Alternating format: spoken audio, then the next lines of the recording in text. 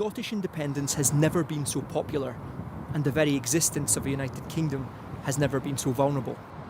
That is what's at stake, with 9 consecutive polls now putting support for Scotland leaving the UK in front, and today's polling is the highest ever recorded.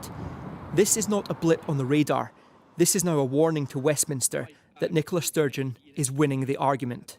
What do you think the people of Scotland are telling Boris Johnson, and what message would you send to the Prime Minister? I am a politician, and nobody would believe me if I stood here and said I didn't pay any attention to opinion polls. I'm a politician, but you know what? Right now, I trade away approval ratings to get rid of COVID. More than 1,000 Scots were asked the same question as 2014: should Scotland be an independent country?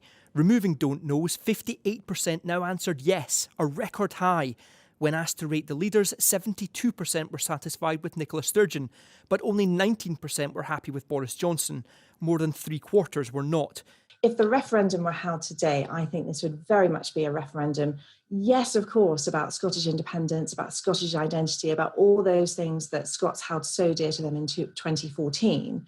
But also it's about what's happening now. So we have, of course, the pandemic.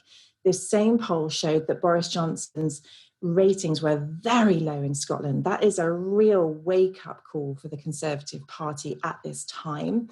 This poll also shows more women, like Jennifer, are moving from no to yes.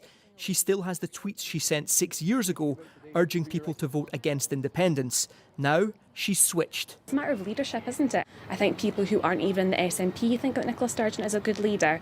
And I think when you compare that to what we're seeing in Westminster, a lot of folk are deciding, you know what, maybe we can do this, and maybe it's about time that we do this. It was only 6 years ago that Scotland voted no. But while the independent side regrouped, the leader of the Scottish Conservatives has seen complacency in his own party. Successive governments at a UK level have devolved and forgotten, and this defeatism and disinterest that has creeped into the narrative about the future of Scotland's place in the Union does only the separatists and the SNP.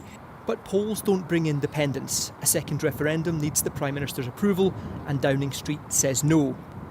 But Scotland is changing, and Scots are looking for a competent captain to steer them through the stormy waters ahead.